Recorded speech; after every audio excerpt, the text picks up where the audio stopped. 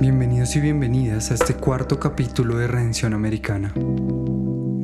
Hoy hablaremos sobre la búsqueda del paraíso judío-cristiano en el territorio americano, cómo la sed que hemos descrito en el capítulo anterior va a tener sus esperanzas puestas en la Abya Yala, la tierra viva, madura y en florecimiento con la que se topa Colón hacia 1492.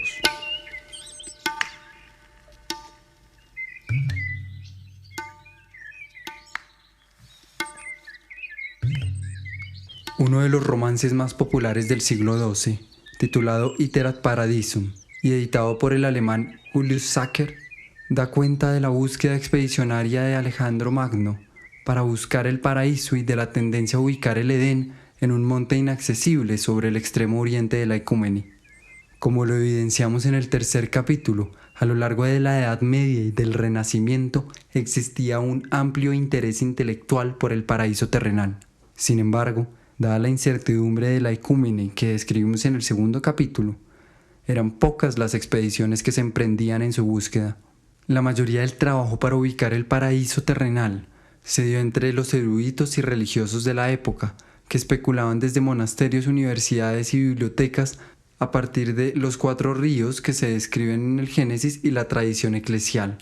Pero al finalizar el siglo XV, con la llegada de Colón a América, cambia por completo este panorama. Luego de la tímida afirmación que hace Cristóbal Colón el 21 de febrero en su primer viaje, afirmación que citamos en el segundo capítulo, se comienza a hacer cada vez más obsesiva su tendencia a ubicar el paraíso en el territorio americano. Con el tiempo, el almirante repite esta idea en sus cartas, en los diarios y en las notas de navegación. Para dar un ejemplo, en la crónica de su tercer viaje, realizado entre 1498 y 1500, anota: La Sagrada Escritura afirma que el Señor hizo el paraíso terrenal y que allí plantó el árbol de la vida. De aquí sale una fuente de donde provienen los 4 ríos más importantes del mundo: el Ganges en las Indias, el Tigris y el Éufrates en Asia, y el Nilo, que nace en Etiopía y se vierte en el mar de Alejandría. Considero que si pasara por debajo de la línea ecuatorial, llegando al punto supuestamente más elevado, hallaría una temperatura más suave que aquí. No pretendo decir con esto que se pueda ir navegando hasta esa altura, ni siquiera que sea posible llegar algún día, pero creo que es allí donde se encuentra el paraíso terrenal, a donde solo se puede llegar por voluntad divina.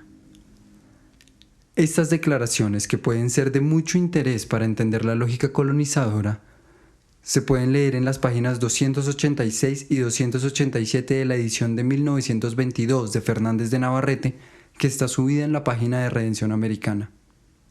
Además, estas mismas declaraciones son citadas por el historiador francés Jean Delumois en la página 25 de su libro En busca del paraíso. La legitimidad que en Europa comienzan a adquirir las afirmaciones de Colón se sustentaba en la transposición de múltiples elogios al Nuevo Mundo que realizaban los cronistas. A la par de estas afirmaciones se comenzaban a difundir los rumores de unas tierras abundantes y de clima primaveral en la cultura literaria de la época. Una de las aseveraciones que más ha calado hasta nuestros días fue la que hizo el cronista de Indias Francisco López de Gómara, dedicando a Carlos V su Historia General de las Indias. La mayor cosa después de la creación del mundo, sacando la encarnación y muerte del que lo crió, es el descubrimiento de las Indias. La aseveración que hace Francisco López de Gómara en 1552 nos permite comenzar a dimensionar cómo, para el continente europeo, el encuentro con las Indias implica un giro copernicano en la comprensión de sí mismo. Europa no existe sino hasta que se encuentra con América. Son las costas del continente americano las que le anonadan de extrañeza y le obligan a nombrarse a sí misma como una amalgama de pueblos estacionarios. La diferencia racial llenó de miedo, pero también de fascinación a los europeos que ante la novedad de un mundo nuevo se ven arrojados a la exigencia de definir el mundo que venían habitando, creando a Europa como idea.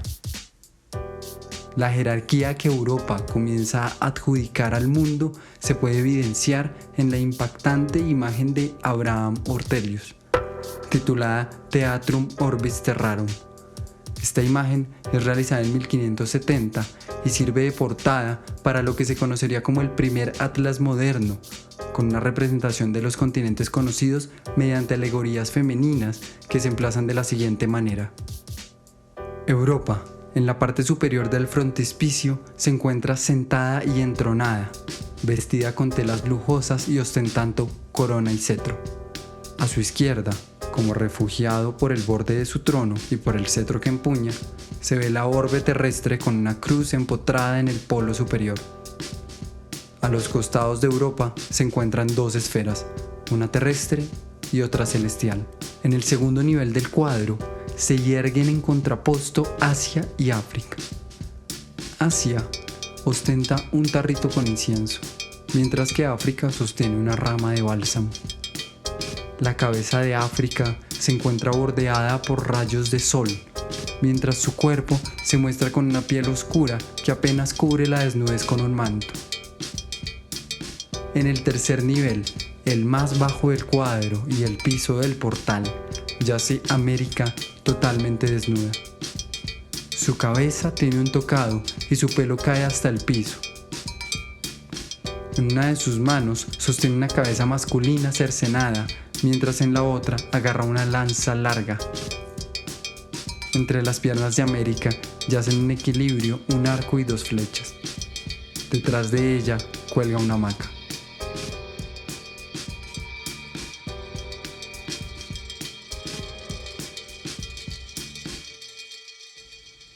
La estructura de este frontispicio nos puede ayudar a entender las jerarquías de los continentes para 1570. La clara oposición de un arriba y un abajo y de la indumentaria frente a la desnudez expone una retórica que resalta las diferencias entre la barbarie y la civilización, o la idea de civilización y el mito de la barbarie. La dificultad de los colonizadores para adherirse a la pasmosa novedad de América les lleva a realizar afirmaciones como la que realizó Francisco López de Gómara, pero, además, a buscar en la tierra americana un asidero del paraíso.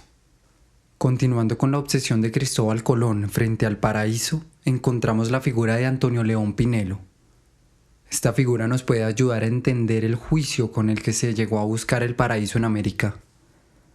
De León Pinelo nació en Valladolid en 1595. Era hijo de una familia judío-conversa de origen portugués, que fue acosada por la Inquisición española, siendo que su abuelo fue quemado públicamente en Lisboa hacia 1596. La familia de Antonio León Pinelo buscó refugio en América hacia 1604, haciendo que en su niñez y juventud estuviera bajo la tutela de los jesuitas y estudiara en la Universidad de San Marcos en Lima. Años después, en 1622, Antonio volvería a España y recibiría diferentes trabajos como historiador, entre los que nos interesa resaltar la recopilación de las leyes de Indias y la redacción de los Anales o Historia de Madrid desde el nacimiento de nuestro Señor Jesucristo en 1658. Aunque hoy en día nos parecería una pretensión sin fundamentos hacer una historia de Madrid desde el nacimiento de Jesucristo, estas recopilaciones de largo aliento fueron una de las características del trabajo de Antonio León Pinelo como historiador y sería justamente lo que le haría resaltar entre el ambiente intelectual hispanoamericano.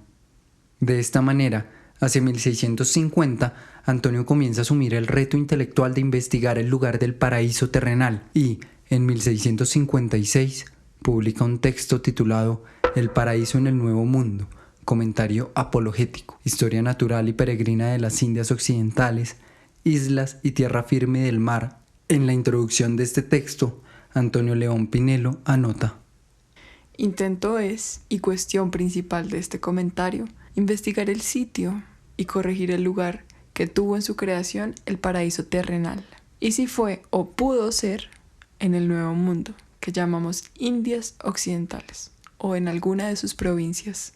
En este texto de El paraíso terrenal en el Nuevo Mundo, Antonio de León Pinelo se toma el atrevimiento de hacer a los indígenas americanos hijos de Set, quien según la Biblia es uno de los hijos de Adán, y les traza una ruta de llegada al continente tras el diluvio universal. Con lo anterior, el historiador español buscó esbozar, a la sombra de los relatos bíblicos, el proceso por el que los habitantes originarios han llegado a América, Para mayor precisión, el vallisoletano da fecha de inicio al viaje de Noé el 28 de noviembre de 1656 desde la creación del mundo, y también da una fecha para la finalización del viaje de Noé el 27 de noviembre de 1657 desde la creación del mundo. Continuando con el planteamiento de su hipótesis y para solidificarlo en la cultura visual, de León Pinelo ilustra un mapa aproximado de la ubicación del Edén en América del Sur que se incluye en la edición, y donde se dan algunas indicaciones y se estima que el Edén se encuentre entre Brasil y Colombia. Debemos recordar que en estos lugares también se había creado el rumor de la leyenda del lago Parima o la leyenda del Dorado, que revisamos en el segundo capítulo. La imagen del mapa de Antonio León Pinelo se puede consultar en la página del Proyecto de Redención Americana. Con este mapa y estas investigaciones se comienza a dar una base a las afirmaciones que hizo Cristóbal Colón tras el encuentro con el Nuevo Mundo. Asimismo, se daría un giro a la discusión eclesial para buscar el Edén ya no en el lejano Oriente, sino en las Indias occidentales. Para cerrar este capítulo, es necesario que tengamos en cuenta que no solo en la América hispana se dio la búsqueda por el paraíso. Esta búsqueda también se emprendió en la América del Norte, como lo describe Caroline Mercant en su texto del 2003, Reinventando el Edén, el destino de la naturaleza en la cultura occidental. Aunque nos encantaría ahondar en el tema de la búsqueda del Edén en las colonias anglosajonas, realmente no podremos profundizarlo en este espacio, pues excede el tema que nos congrega y nos arroja en otra dirección. Por lo tanto, si usted se encuentra interesado o interesada en este tema, le recomiendo consultar el libro de Caroline Mercant bajo la interesante novedad de que, a partir de las diferencias con la América hispana, como el protestantismo y los mitos originarios de las culturas aborígenes norteamericanas, el paraíso en la colonia anglosajona estaría más relacionado con la vegetación del tabaco y las inmensidades del desierto, lo que le diferencia de las búsquedas en la América del Sur, que se referencian en la frondosa flora amazónica y las abundantes fuentes hídricas. Por otro lado, como nos cuenta Sergio Buarque de Holanda en su libro Avistamiento del Paraíso, las razones edénicas en el descubrimiento y civilización de Brasil de 1994, fueron múltiples los intentos por ubicar el paraíso en Brasil. Para dar uno entre muchos ejemplos, quisiera citar el que ha traído a colación Glaucia Burato en un artículo del 2014 titulado Visiones del Paraíso en el Nuevo Mundo, un lugar llamado Brasil. En este texto, la autora nos cuenta cómo en los últimos 7 párrafos de la introducción de la crónica de la Compañía de Jesús del Estado de Brasil, escrita en 1663, el jesuita portugués Simón de Vasconcelos defiende la tesis de que el paraíso terrenal estaba en América, específicamente en Brasil. Pero esto no es lo más interesante. La sorpresa viene cuando, una vez preparados y distribuidos 10 volúmenes, la obra es censurada por órdenes de las autoridades superiores católicas, que retiraron del texto 7 párrafos, evitando movimientos y migraciones religiosas bajo la idea del paraíso. Así, podemos comprender un poco mejor cómo esta idea del paraíso que trazamos en el capítulo 3 viene a ser fundamental en los procesos de colonización de América y en cierto sentido transversal a los procesos coloniales en general, puesto que siempre una promesa de carácter utópico o una resolución hacia el estado de cosas se resuelve en la novedad de un territorio asumido como virginal y abierto. Gracias por acompañarme en este capítulo de Redención Americana y les espero en el siguiente para hablar sobre las implicaciones de ser habitantes del paraíso. El podcast Redención Americana es producto de una investigación de Jorge Esteban, quien les habla, y en las citas hemos escuchado la voz de Isabela Londoño Parra. Redención Americana es el proyecto ganador de la beca para la circulación de investigaciones sobre las artes en formato podcast y se realiza con el apoyo del Instituto Distrital de las Artes y la Galería Santa Fe.